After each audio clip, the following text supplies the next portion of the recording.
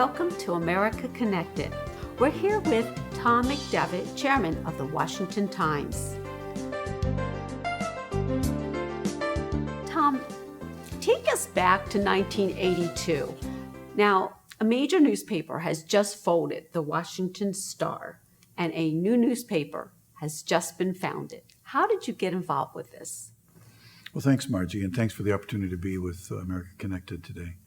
It was 1982. The Star had folded in 81 after quite a long course, a long run with competing with the Washington Post. And it was the height of the Cold War. Ronald Reagan was a year and a half in office, year and 6-7 months.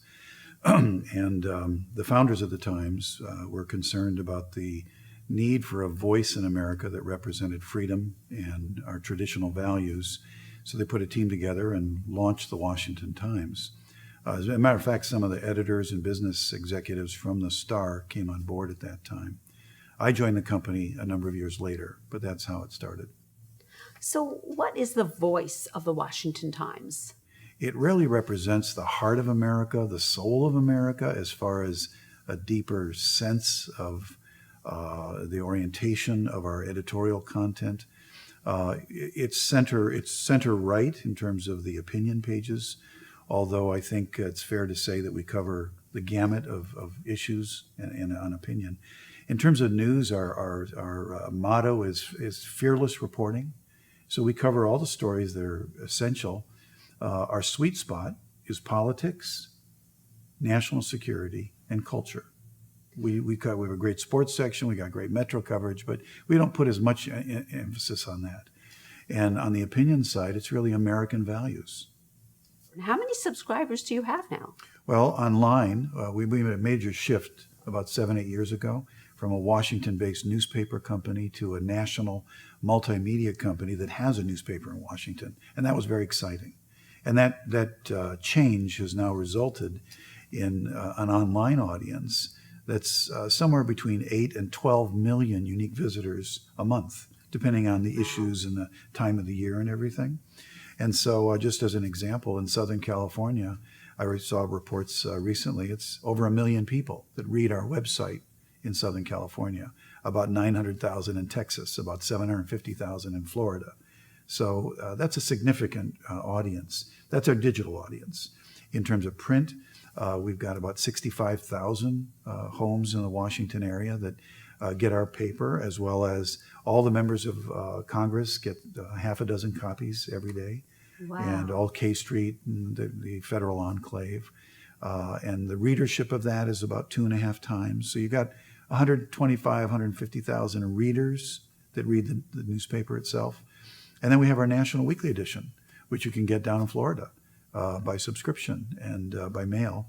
And that's in the 20,000 range. So it's a pretty sizable group of people that watch the news and are very concerned about issues. Our readers are very devoted, and they're true Americans. Very impressive what you do. What makes you so good at your job? Because I hear amazing things about you. You're being too generous. I don't know. I like to think of myself as a constant learner. I like to grow. I like to learn and adapt to new ways of doing things. And I like working with people. And I believe in the vision of the company. I think the founders, the Reverend and Mrs. Moon, who came on board to launch this, back in the 80s, really had a concern about where America was going. And I think that's the mission of the media, is to be the conscience of society, so to speak. And so that motivates me a lot. Well, America exceptionalism, traditional values, limited government. Do you agree? Do I agree with those principles? With those principles? Very much so. Let's start with American exceptionalism. Is America the same as every other country? Certainly not. Every country is unique. Mm-hmm. But I think if one looks at the objective track of history, America was founded in a unique manner based on a constitution and the Declaration of Independence. It was founded on a set of ideas or principles, and those principles were rooted in universal truths.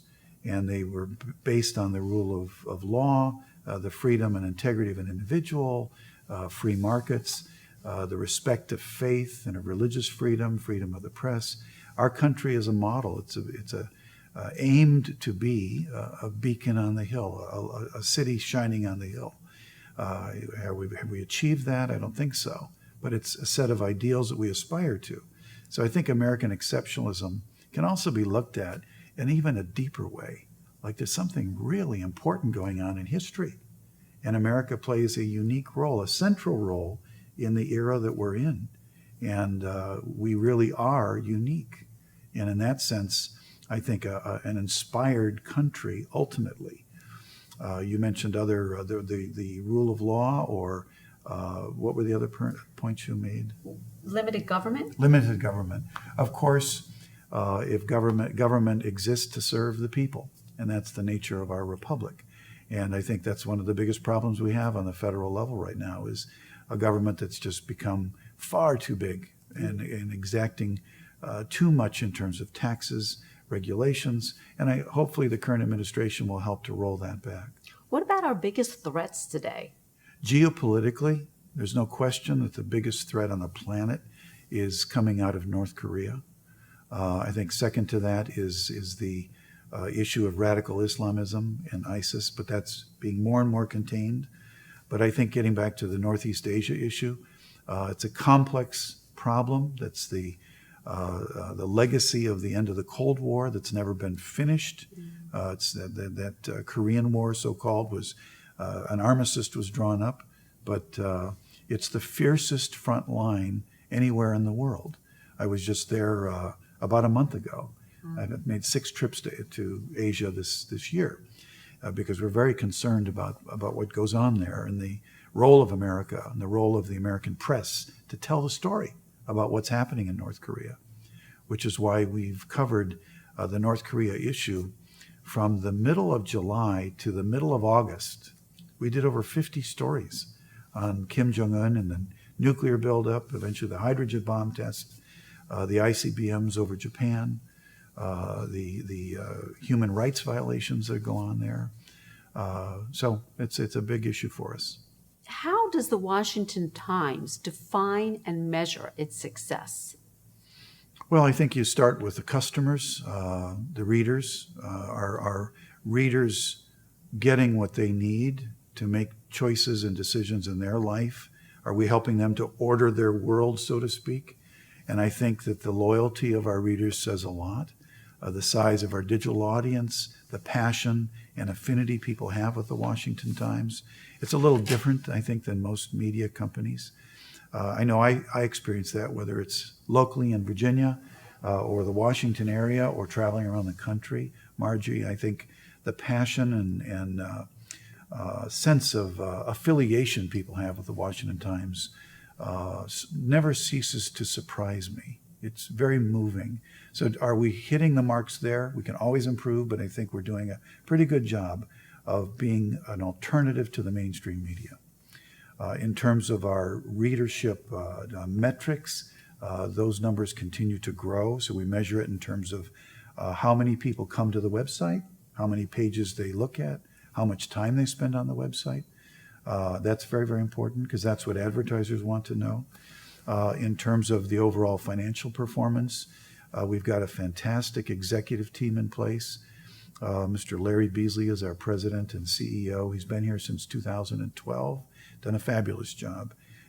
He used to be down in St. Petersburg with a paper down in Florida and out in Los Angeles with the LA Daily News. And Larry has really commanded the ship quite well. So we're on very solid ground financially. We are constantly making things better, smarter, less expensive. We leverage technology or improve processes. In other words, we're striving to do more with less. So tell me about a project that the Washington Times is making better, faster, more efficient, less expensive.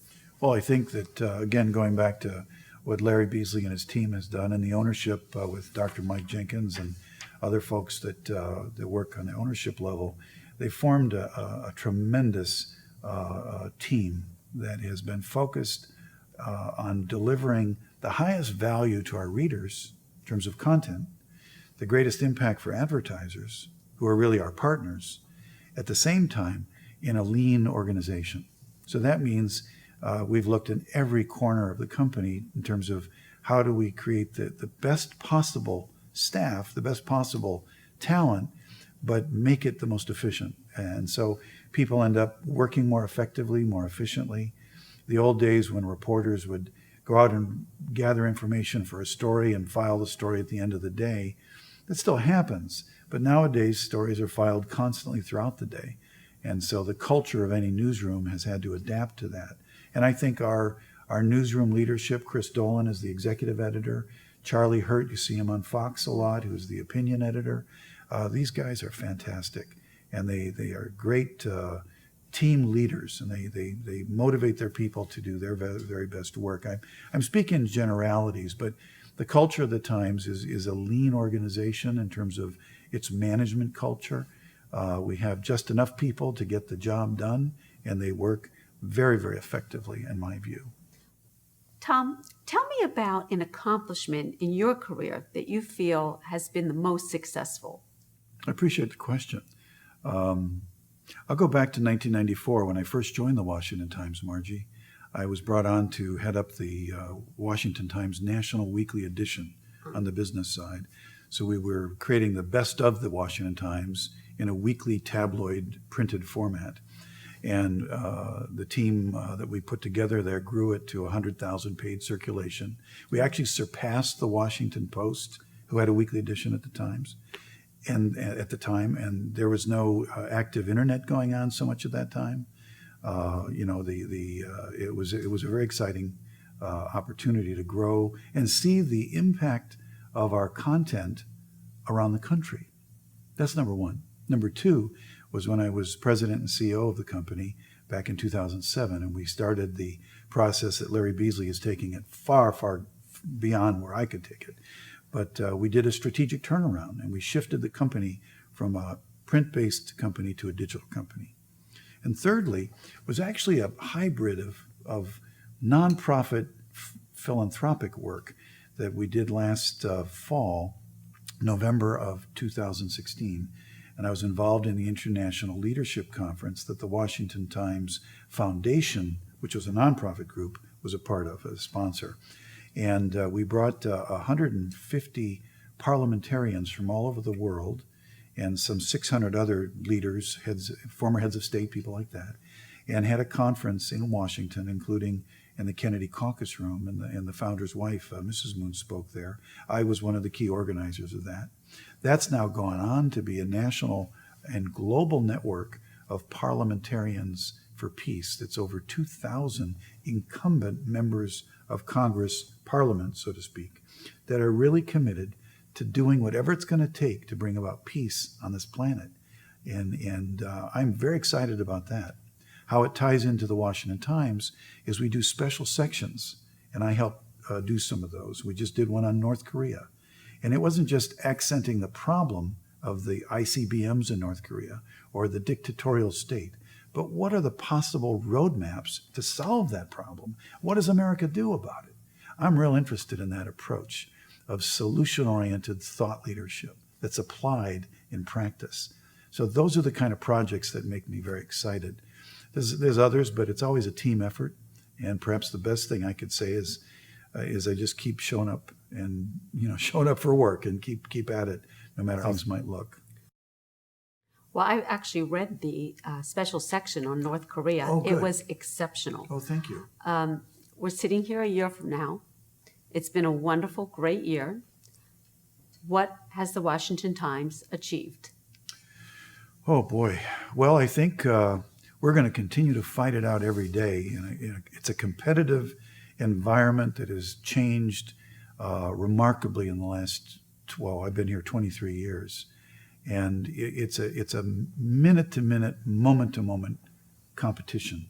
And as many of your viewers know well, the atmosphere is highly polarized. And people are taking sides. There's a lot of friction. The media doesn't help often in that regard.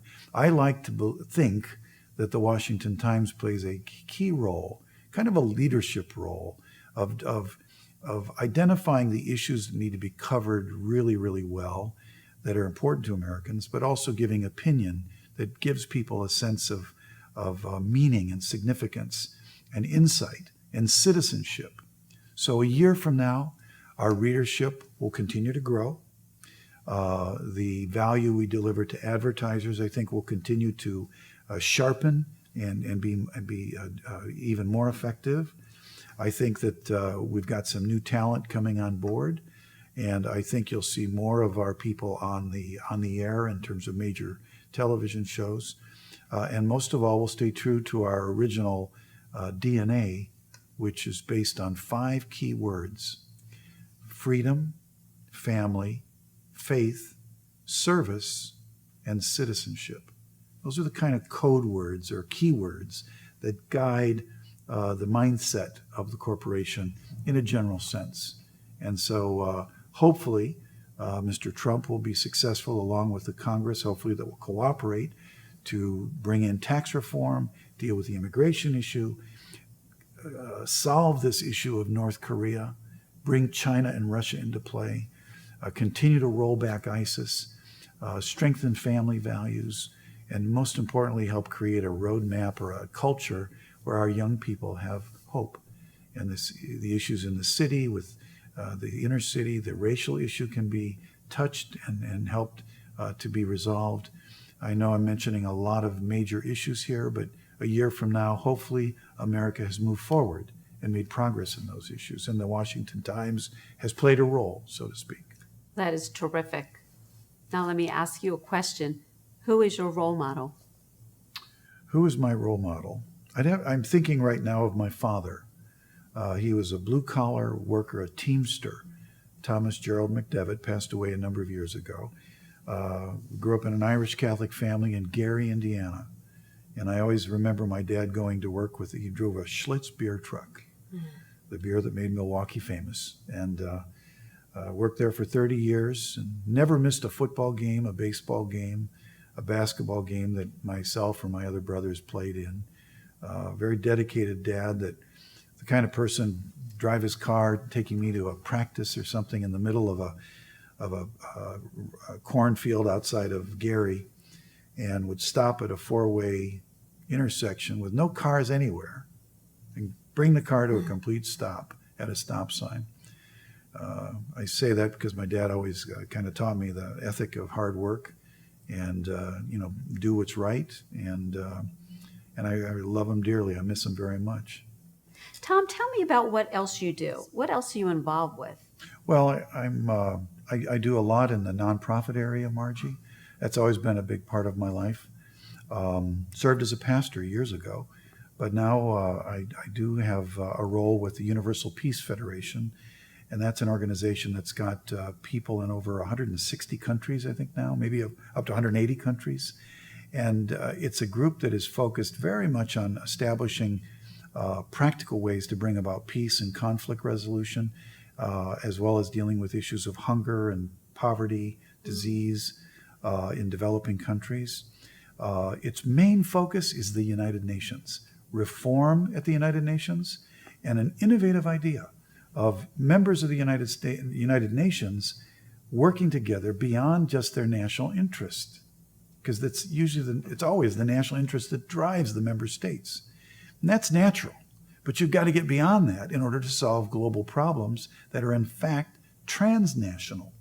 So I really am excited about that, and recently was asked to take the role of president of UPF International. And as I mentioned earlier, we've launched this International Association of Parliamentarians for Peace. Can you imagine a working group of a couple hundred incumbent parliamentarians from about 50 countries who are concerned about the North Korea problem?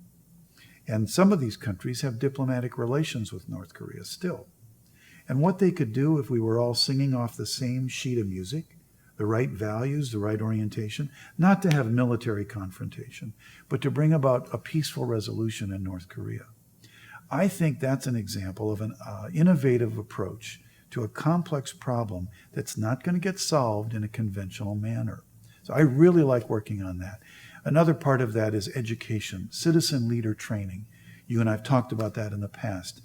We do the American Leadership Conference, which is a fabulous one-day training program for grassroots leaders that deal with issues of character, family, building community, and national leadership.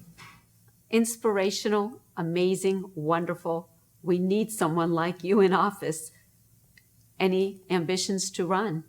Well, I run every day to get to work on time, but I did run for the Virginia legislature, the House of Delegates, in 1993.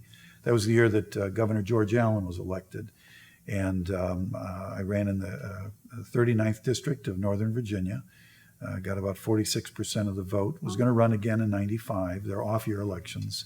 And it was in 1994 that I came to the Washington Times.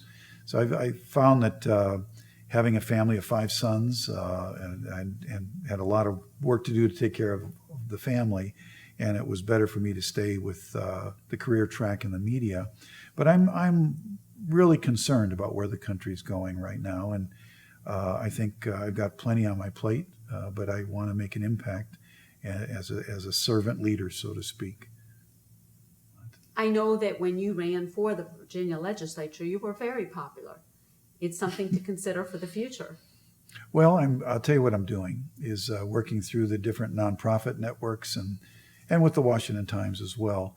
I have a vision, I think, that could make an impact on our country. And it's all based on the effectiveness of a citizen in their community stepping out and making an impact in their sphere of influence, a citizen leader. That's why I feel so concerned and passionate about helping citizen leaders become more effective and more rooted in what they're doing. So they can battle in the course of the competition of ideas. They can articulate what we need to talk about and be able to defend our positions and argue and persuade, so to speak.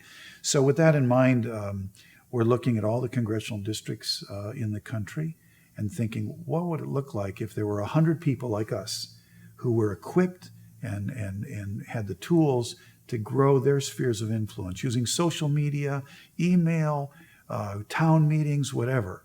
Use the Washington Times content. It helps us grow readership. Remember, I said we've got 8 to 12 million unique visitors a month. 12 million divided by 435 congressional districts is 27,000 and some change. 27,000 people in every congressional district on average that read the Washington Times. Wow, what would happen if you could organize those folks? So I see that, and I'd like to play a role in that way. I'm not sure what the future looks like right now because we've got plenty of work ahead between now and 2020. But I'm always available to help, and I don't know what else to say about that matter. America's role in the world today, how do you see that? Well, I think it is the most important question of all for Americans. I think our country will not succeed unless we have the mindset that we exist for the sake of the world. Now, I know that they may run a little counter to the sense of national interest that we're so concerned about, because we've got to rebuild our country. No question about it. But ultimately, America shines when it exists for others. It's the kind of a root value of selflessness. And in a sense, true patriotism is love for your country. In the sake of, in terms of America, a great statesman type of position is to help the world, balancing that out with being healthy internally. I think America has a lot more to do to contribute to peace, to prosperity. I think we have to clean up our act in many, many ways. That's why I am excited about what the Washington Times can do as far as international coverage of the hotspots in the world, of the bright spots that are going on, of where there's innovation occurring. Our coverage internationally, even though we've got a very lean staff, is really superb. And I'm also excited about nonprofits that work in the international space. That's why I'm really excited about what you're doing, Margie, with America Connected. It's vital. Our country is made up of people from all over the world. That's right. One of the projects I'm working on right now with our nonprofit group is to touch all the diaspora communities. For example, the 54 countries in Africa. Every single one of those countries has a diaspora community in America. Some are much larger than others, like Nigerians and Congo and people like that. And so I'm making contact with those groups and learning that they want to understand America. And they've often never had an experience of learning from Americans who understand the heart and soul of our country what it means to be an American and to be welcomed in and to have a roadmap to be acclimatized or acclimated to what America is about. So that's why I'm excited about what you're doing. We work with lots of other nonprofit partners, and I think it's a real important area of civil society, what people can do in terms of people-to-people diplomacy. It's vital. It can't be looked at as secondary. It's just as important as the governments, and just as important as the corporate world or the cultural realm. America Connected. That's right. That's right. So I really applaud you for launching this whole effort, and we'd love to be involved. Does America have a purpose? Are we moving in the right direction? That is a great question. That's a great question. Gene Kirkpatrick wrote a book back in the late 80s, I believe it was, called America's Purpose. Now, it depends on who you ask. If someone were approaching this from a nihilist kind of point of view, an anarchist, would see America as an enemy. In my view, I think in the view of our founders, in the view of most Americans, America clearly has a purpose: to be an environment that manifests the ideals of freedom and unlimited government and the role of the individual and the importance of higher ideals and living for the sake of others. America demonstrated that purpose time and again at our Revolutionary era, at the time of the Civil War, where slavery was ended, and at the time of World War I, World War II. Look what we did. And look what happened to Japan and Germany, where an enemy country that then was transformed into two of the strongest economic partners and civilization partners on the planet with America. Does America have a purpose? Absolutely. Does God exist? I think absolutely. Does America's purpose interact with that sense as the founders described it as providence? I believe so. I think that's the mindset that can cause a transformation in the way people see our country. It's a battle for hearts and minds. You don't win those kind of battles with punching.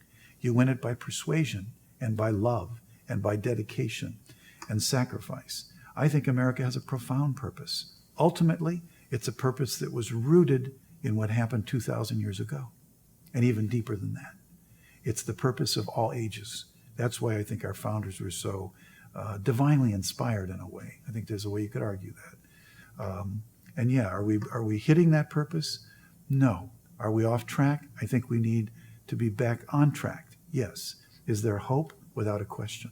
That's why I think the Washington Times is an important voice in that regard. Well, thank you, Tom, and you are a true inspiration to the Washington Times. And I want to thank everyone for watching America Connected, where we connect you with the world. Thank you, Tom. Thank you. This is great.